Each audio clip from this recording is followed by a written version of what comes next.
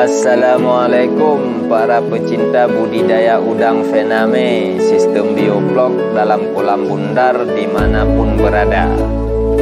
Ini benur udangnya sudah tiba di lokasi. Saat ini kita siap-siap untuk berdoa.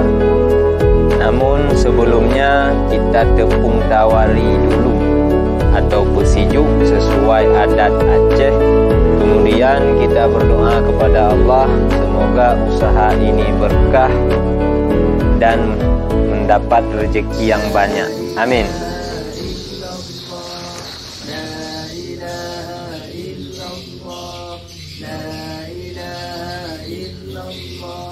Allahumma innaka afuwwun karimun halimun tuhibbul afwa fa'fu anna ya Allah ya Allah ya Rahman ya Karim.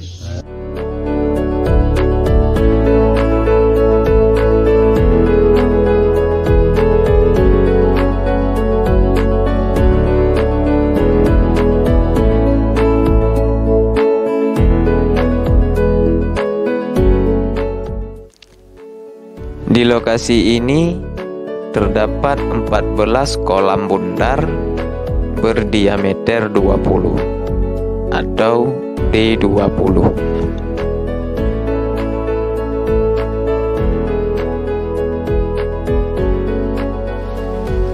Ini penampakan benurnya, ukuran TL10.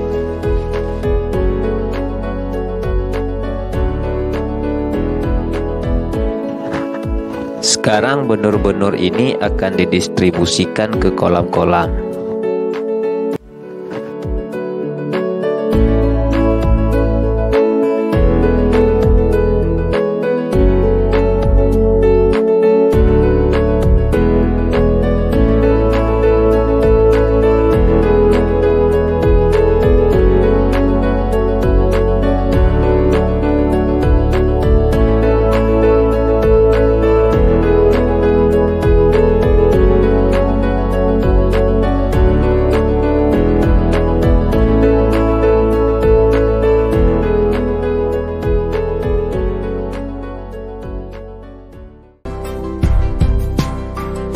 Kemudian plastik-plastik yang berisi benur ini diapungkan dulu sekitar 15 hingga 30 menit.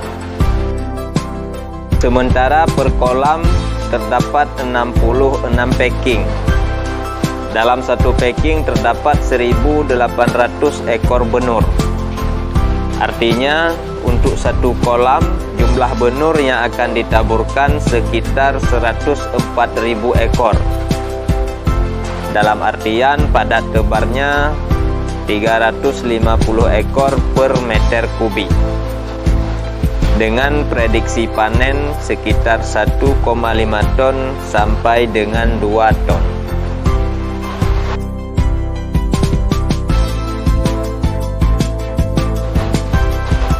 Setelah 15 hingga 30 menit packingnya dibuka dan dibiarkan dalam keadaan terbuka dalam jangka waktu beberapa menit untuk adaptasi udara baru.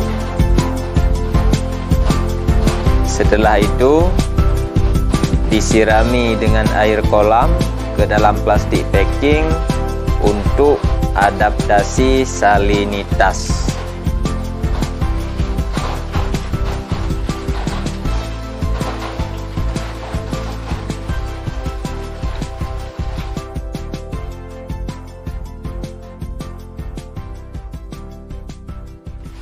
Itulah beberapa informasi seputar penaburan benur udang Fename dengan sistem bioblok dalam kolam bundar.